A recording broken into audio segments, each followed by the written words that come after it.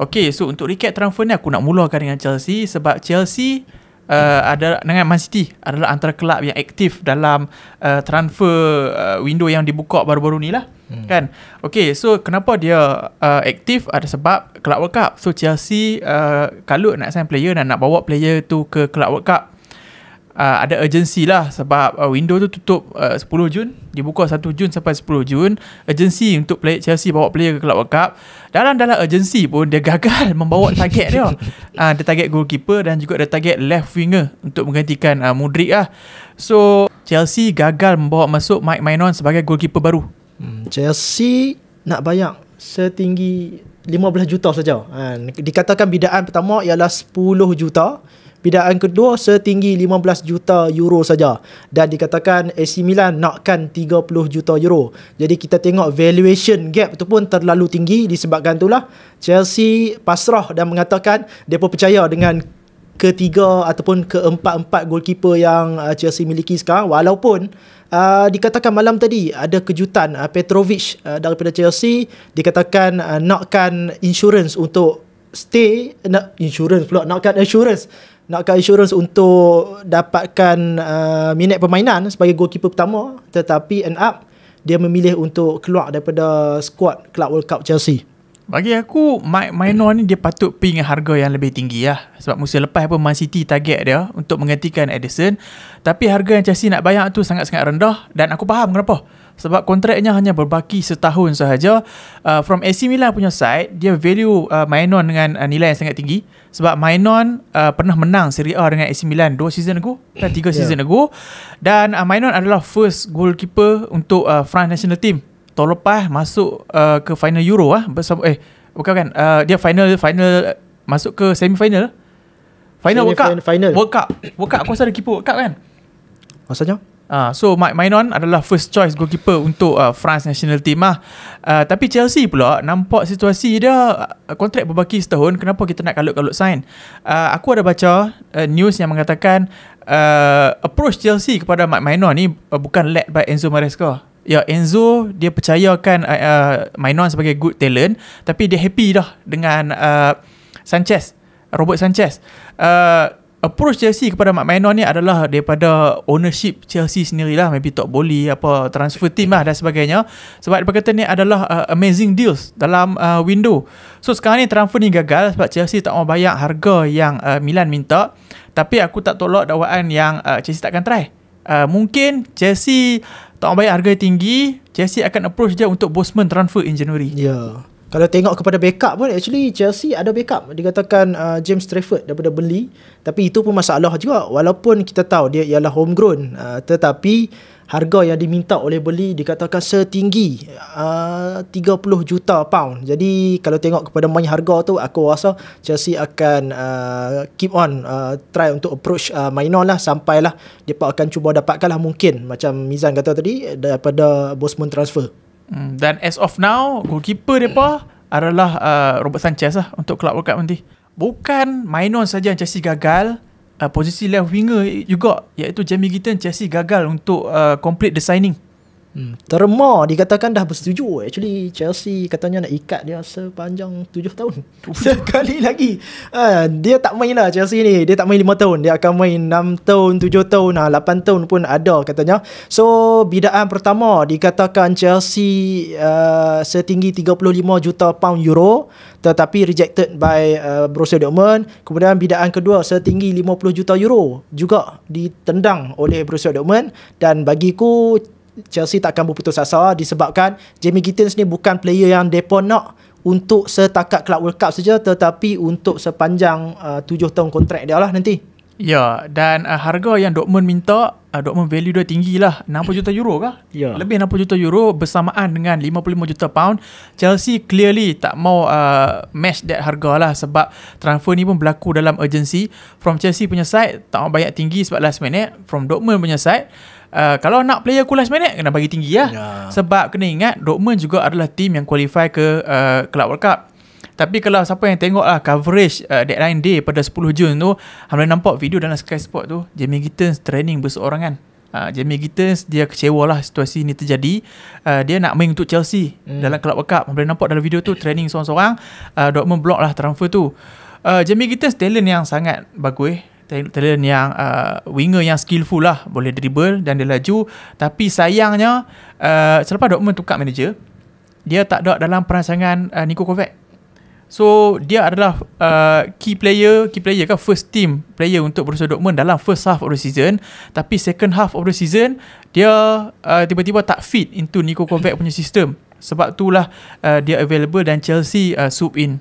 Lagipun aku rasa Borussia Dortmund nak minta sampai 60 juta euro tu disebabkan kita kena pandang juga dia pun nakkan deal yang terlalu cepat untuk Sebastian Kehl, sporting director Borussia Dortmund lah, untuk buat kerja. Kemudiannya satu poin lagi ialah Manchester City mempunyai 10% sell on clause. Jadi kalau tolak sikit harga tu pun Borussia Dortmund ni ialah trading club lah yang memerlukan dana yang lebih lah daripada penjualan club. Disebabkan itulah mereka berkerah untuk dapatkan harga terbaik untuk pemain Borussia Dortmund ni.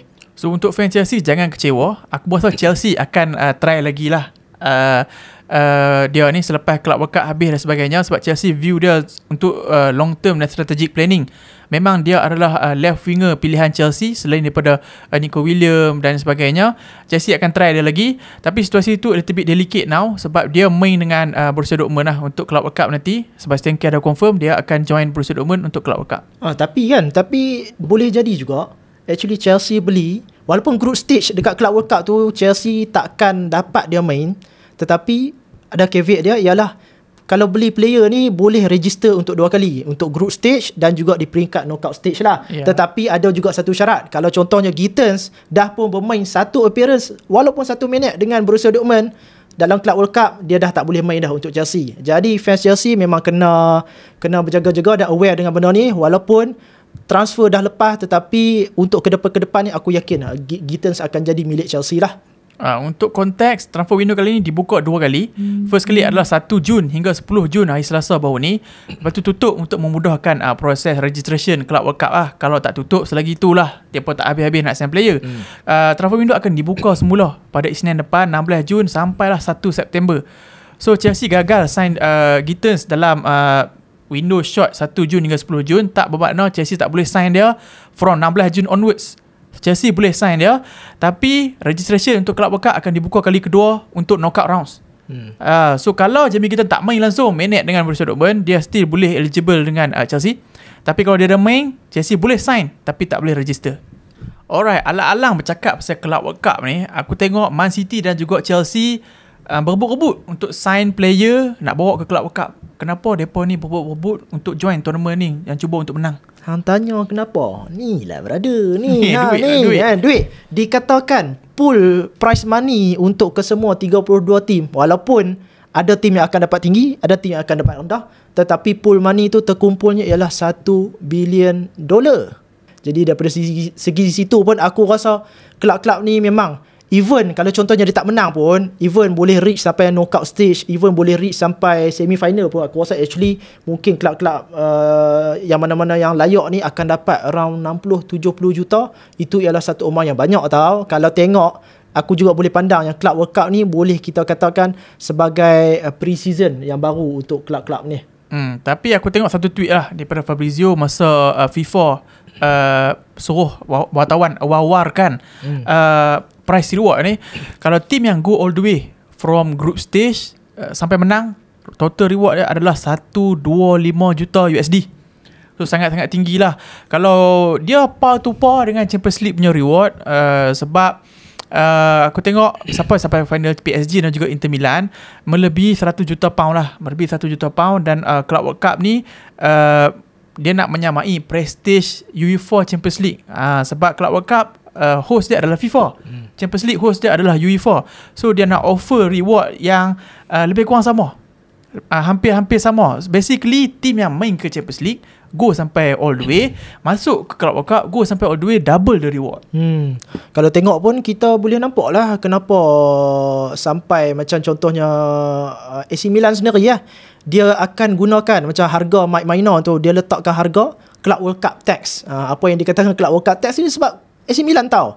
Kalau let's say Chelsea go all the way, okay lah kita katalah sampai quarter final ataupun semi final lah contohnya, depa amount contohnya dia beli Mike Maignan tu dan depa boleh layak masuk ke knockout stage tu pun actually dah membayar balik dah dengan penyertaan dan juga contribution daripada Mike Maignan ni. Jadi sebab itulah Club World Cup tax digunakan oleh mana-mana club sekarang ni yang menjadi selling club untuk transfer window kali ni. So ini adalah expanded version of Club World Cup kali pertama lah, julung jemulung diadakan pada tahun ni, sebab tu dia grand dan dia diadakan di US. Ni juga sebagai audition lah untuk World Cup tahun depan yang Brazil, Amerika, Spain semua tu main audition untuk tahun depan. Tapi aku baca news yang mengatakan dah 2 kali 3 kali tiket harga diturunkan. Tak laku ke Club World Cup ni? Ni sampai kata opening Club World Cup ni 25,000 tiket saja. Dalam capacity stadium 60 ataupun 70,000. Jadi banyak lah. Dan Infantino pun actually dia dah garu kepala. Macam mana sampai dikatakan ada package pula dibuat. Package untuk student, contohnya harga $20. Dalam masa yang sama, dia boleh juga plus dengan satu lagi dengan harga yang kurang daripada $20 tu. Jadi tu nak tunjukkan betapa macam mana Club World Cup ni sekarang ni orang dekat-dekat US mungkin mereka tak berapa nak tengok lah. Yalah, sebab dia kelab football, tapi aku rasa tahun depan sambutan akan berbeza. Sebab tu adalah World Cup untuk nation, di mana rakyat-rakyat daripada negara yang participate itu akan come down. Tapi World Cup, tapi Club World Cup club lah. Kita sebagai fan mungkin tak pergi US lah untuk tengok kan. Kita tengok kat TV lah. Salah satu tim yang berbelanja mewah lah untuk Club World Cup ni adalah Al Hilal.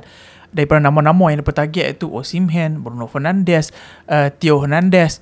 Memang dia nak berbelanja besar, nampak macam nak menang Al Hilal ni. Tapi sayangnya striker idaman dia pun iaitu Victor Osimhen, dia reject offer daripada Al Hilal. Minggu lepas aku buat video kata dia striker baru Al Hilal. Tapi lain kali dia reject. Aku rasa Osimhen ni memang betul-betul rempit lah. So apakah situasi Victor Osimhen di mana dia reject kontrak Al Hilal? Okay, aku baca sikit offer yang diberikan oleh Al Hilal kepada dia. Offer pertama, dia ada sebanyak 3 kali actually. Offer pertama setinggi 30 juta euro setahun. Offer kedua 35 juta euro setahun. Dan offer ketiga ni memang tak main-main lah contoh dah. Dia up lagi 10 juta menjadi 45 juta euro setahun. Itu mengingatkan situasi actually Al Hilal ni dah kejap lama dah Osimhen ni. Even kalau hampa tengok balik, scroll tweet balik pada November 2023, kita bercakap 2023 ni dah berapa tahun dah. Osimhen actually telah pun di offer oleh Al Hilal. Apa yang Osimhen sendiri cakap, dia kata it was crazy. The more I said no, the more Al Hilal increase their financial proposal again and again. Osimhen pada November 2023. Jadi disebabkan tak dapat ni lah, berbalik kepada situasi Osimhen ni lah. Actually mana tim yang dia nak join ataupun dia nak pilih pun actually kita tak tahu sekarang ni. Dan itu still menjadi tanda tanya untuk kita semua lah. Kenapa aku mention Osimhen rempit tadi? Sebab dia bagi encouragement kepada Al Hilal untuk bid dia. Sebab dia bagi tahu demand gaji dia. So kalau hang tak mau main kat Saudi, bagi tahu hang tak mau, Al Hilal takkan try kali kedua, kali ketiga dah. Sebab ni bukan approach pertama, ni approach untuk season kedua. Kan, maksudnya hang bertimbang rasa, bertimbang kata boleh lah. So Al Hilal offer sampai 3 kali sebab hang kata hang nak gaji dekat mana. Lain kali lepas offer kali ketiga hang kata aku tak mau pergi Arab Saudi. So adakah player macam ni hang nak bawa masuk ke kelab hang? Tapi situasi Osimhen sekarang dia open lah, race to sign Osimhen. Dia one of the best striker in Europe right now, most coveted lah, salah seorang yang available, harga yang sangat murah.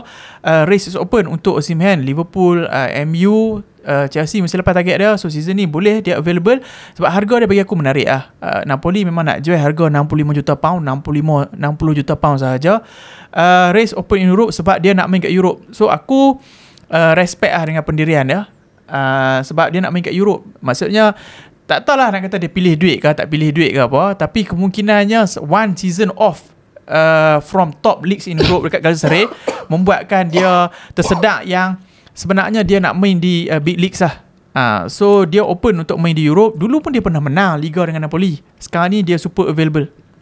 Kalau tengok pun actually Galatasaray, club yang dia pilon kan, dia pun dah bagi offer dah. jadi lebih menariknya apabila Leroy Sané malam tadi dah pun sampai dekat Turki. Kena sambut gila-gila punya. Dan Galatasaray actually dia dah menjadi lebih menarik lah. Dia dah katakan, aku dah bagi offer atas table dekat hang, sekarang ni pilih antara Galatasaray ataupun dikatakan ada satu lagi kelab lah yang telah pun memberikan offer kepada Osimhen ni. Tapi sampai sekarang ni kelab tu still kita tak tahu lagi lah. Tapi situasi Osimhen tak berhenti di situ sahaja, sebab Al Hilal masih lagi nak kena cari striker. Walaupun tak percaya sign striker untuk ke Club World Cup, dia akan cari striker untuk next season. Tak dapat sign Osimhen, Al Hilal target Darwin Núñez. Here comes the money. Money. 70 juta. Actually situation Darwin Núñez ni tak terkejut pun, walaupun ramai duk kutuk dah kan, dia ni suka missing open goal apa semua, tapi value tu dia still ada. Sebab itulah dikatakan daripada David Ornstein, Al Hilal telah pun contact Liverpool pada hari Isnin lepas. Dan apa dia dah tahu dah semua condition apa yang Liverpool nak dengan harga yang Liverpool nak, dan dikatakan Liverpool nak tu ialah minimum 70 juta euro lah. Disebabkan apa? 70 juta euro ni ialah ballpark figure yang Liverpool reject apabila dulu An-Nasir masa bulan Januari tu depa bid untuk dapatkan Darwin Núñez, tetapi Liverpool tolak bid tu. Dan sekarang ni berbalik kepada situasi Darwin Núñez sendiri lah. Dia favor untuk stay dekat Europe, specifically dia kata Itali ataupun Spain, antara Atletico Madrid, AC Milan, dan sekarang ni Napoli. Napoli pun actually ada nama juga yang dikatakan berminat untuk dapatkan Darwin Núñez ni. Ya, situasi sebelum Arab Saudi masuk ni, Liverpool nervous jugalah. Sebab sebelum ni Atletico kata nak beli, Napoli kata nak beli. So bila Atletico dengan Napoli nak beli ni, depa kelab Itali dengan kelab Atletico, depa tahu Núñez ni bukan lagi player utama untuk Liverpool, dan harga pun akan jadi second hand. Núñez Liverpool beli campur add-on semua 85-80 juta pound. So kalau pergi ke Atletico dan Napoli ni, harga jatuh sampai 45. So bila Saudi main ni adalah satu rezeki lah. Dan sekarang dia bukan lagi player penting untuk Liverpool, sebab kita kena ingat Florian Wirtz dah masuk Liverpool. So kita tak tahu lagi macam mana Ancelotti nak susun team dia. Sebab ada possibility Wirtz akan main sebagai left wing, ada possibility Wirtz akan main sebagai false nine. Untuk dan Salah akan pair sebagai striker dengan Cody Gakpo, Wirtz main sebagai number 10. So ada banyak possibility. Tapi yang paling ketara sekali, Núñez memang tak ada lah dalam perancangan Liverpool lah. Tapi kalau Darwin Núñez pindah ke Saudi, tiba-tiba dia skor satu musim 60 gol ke 50 gol, jangan terkejut. Jangan terkejut. Disebabkan Núñez ni kita tahu ada goal scoring touch dah, tapi dalam masa yang sama benda-benda yang merepek pun banyak juga dia boleh buat. Selain Darwin Núñez, Luis Diaz juga dikabarkan, tak tahulah akan tinggal Liverpool ke apa. Aku serabut dengan situasi dia, aku serabut dengan situasi bapak Luis Diaz ni.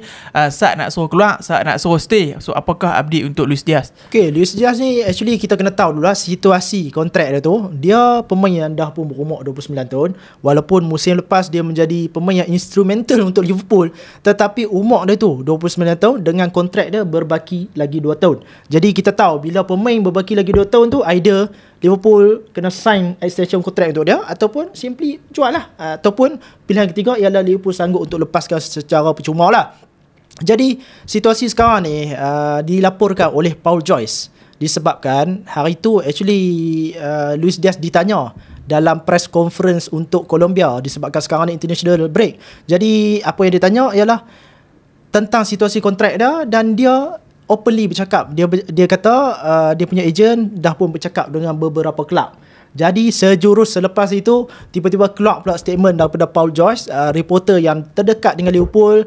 Dikatakan Liverpool sekarang ni tak ada plan pun untuk open talk dengan dia, tak mau sambung pun kontrak extension dengan dia.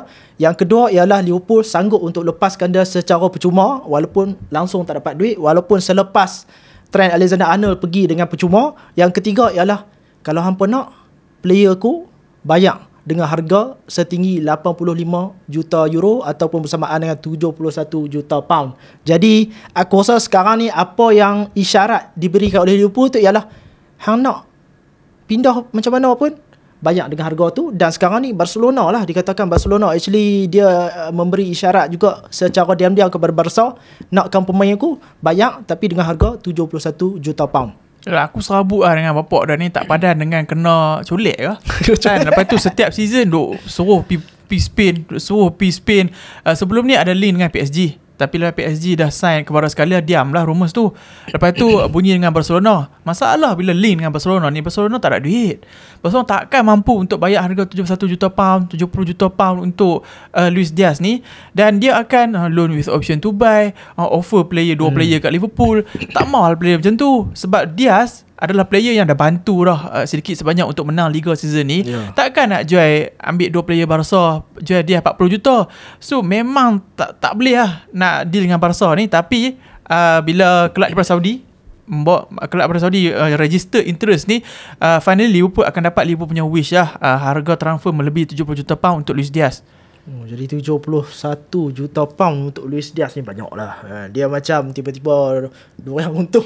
Duit tu tiba-tiba selonggok datang. Dan actually bila tengok tu memang Barcelona mungkin dia tak boleh compete lah. Sebabnya Barcelona dikatakan setinggi 60 juta euro saja dia mampu untuk offer untuk dapatkan Luis Diaz ni. Dan actually fans Barca berbelah bagi.